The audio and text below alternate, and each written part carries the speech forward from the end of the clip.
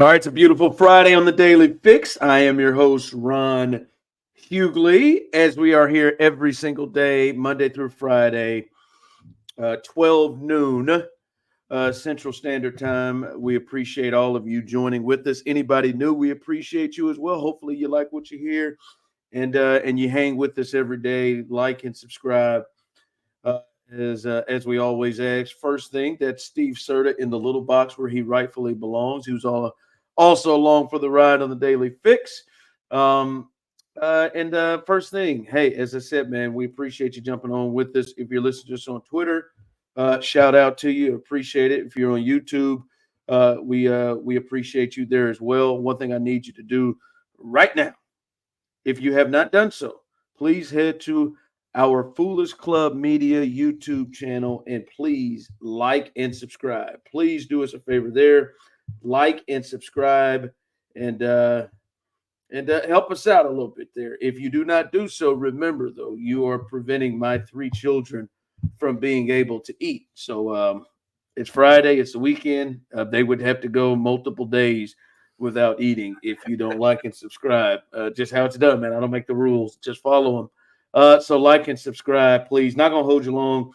A few things we got to get to. When are idiots going to stop doing this? I don't even understand what and how you even do this. We'll discuss this because it is right up there, sort of, with my most annoying things in sports right here. Also, I can't help it, man. Steve, you can't help who you fall in love with. In the movie Shallow Hal, he couldn't help it. He couldn't help who he fell in love with. And you can't help. And I can't help it, man. I can't get off this guy. By the way, Shallow Hal, solid film.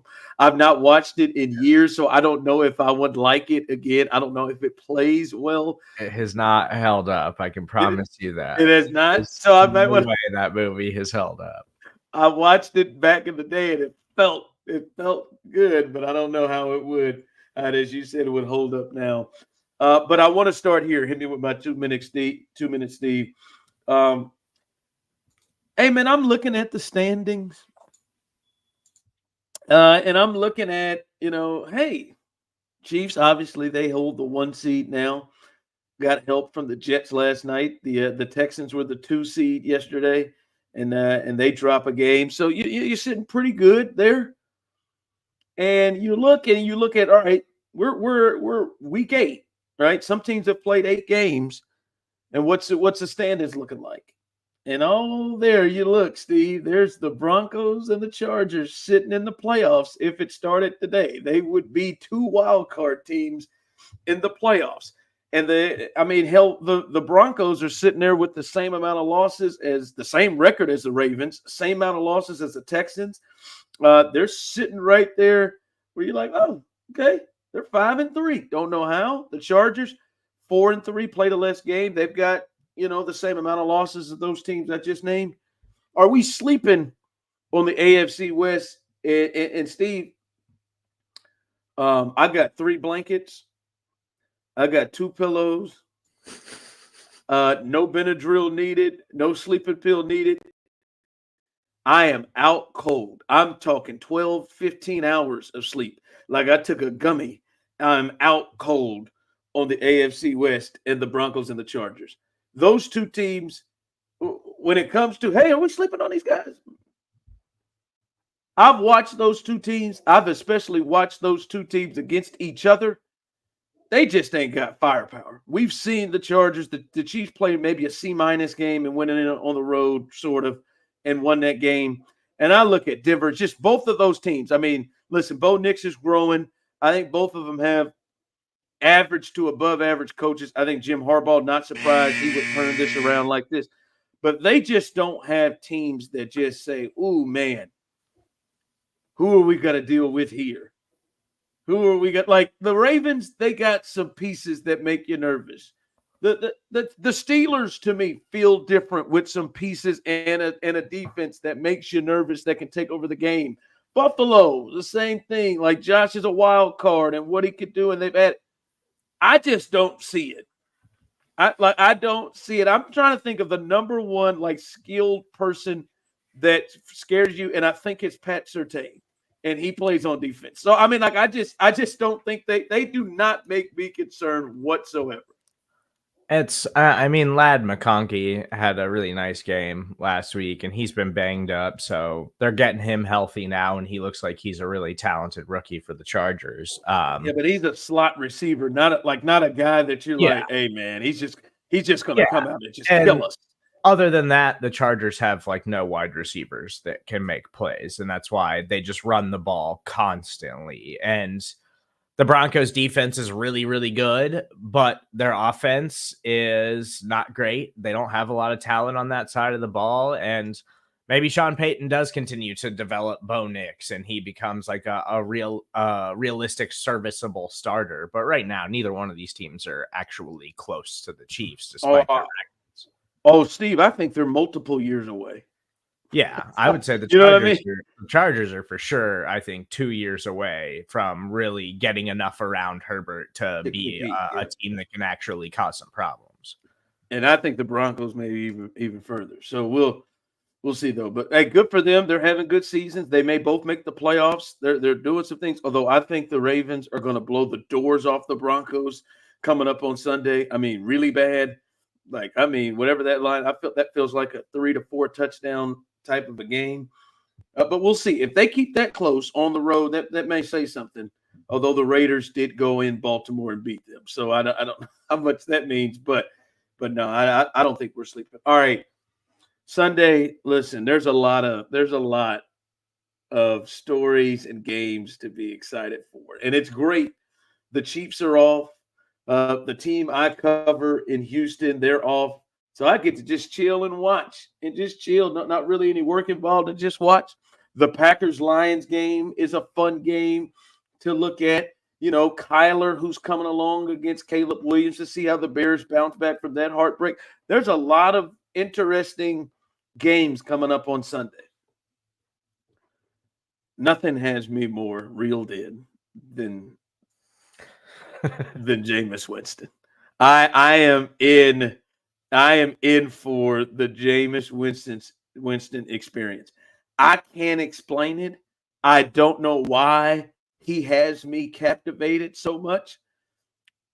Maybe it's the pre, mid, post game speeches. I don't know, but he has me reeled in.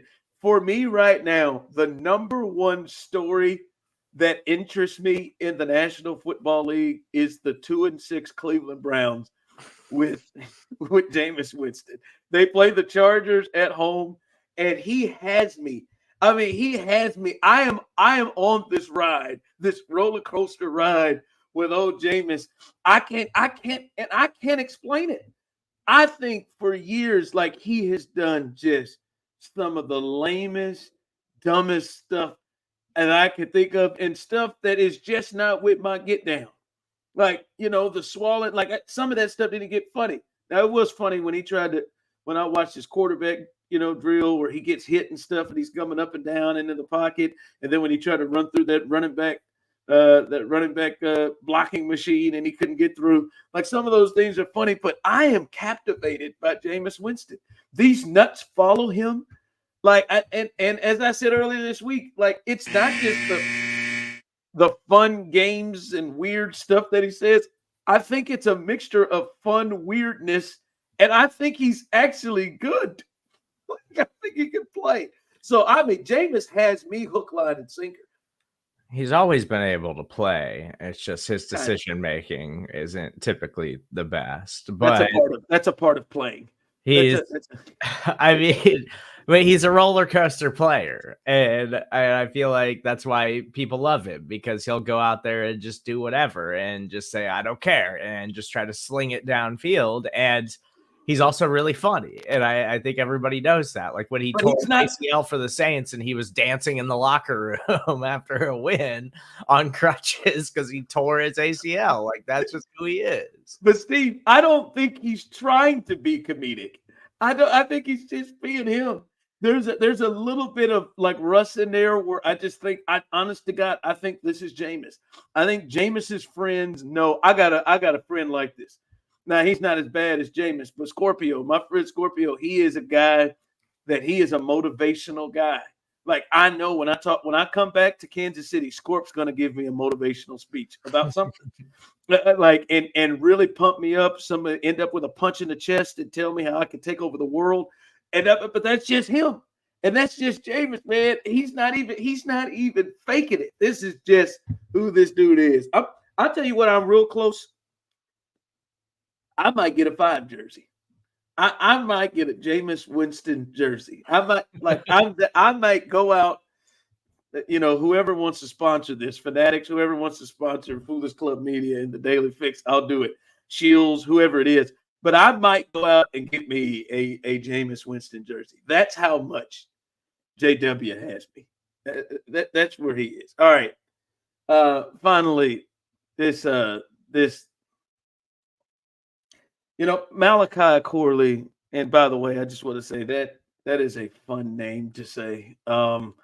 Just Malachi Corley. That's a fun name to say, but he is in the line with many of this. This dropping the ball before you cross the goal line when you're clearly in the clear to score a touchdown.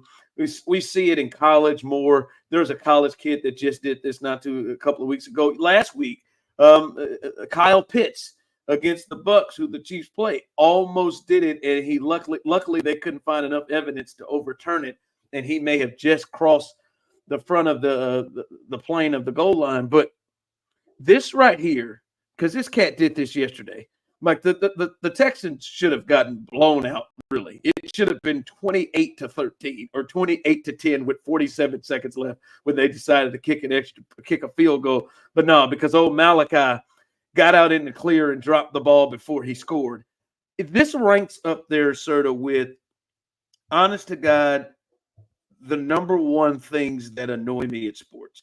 Honestly, the number one thing has always been the baseball unwritten rules, and I'm going to throw a ball 85 to 90 miles an hour, sometimes harder, at you because I'm upset that you didn't run fast enough on a home run, or I'm upset how you slid, or I'm upset how you looked, or you showed me up. That's number one. This right here is coming for it. It is the dumbest thing. Why do you have to let go of the ball? What's happening that makes you feel like it's on fire or something that you have to drop it when you clearly aren't in yet? Well, I just don't understand it. Like, I don't like someone saying, just be like Barry Sanders and hand the ball to the ref. No, just run into the end zone with it and then drop it. It's a hot potato, and he just dropped. Like, what is the deal?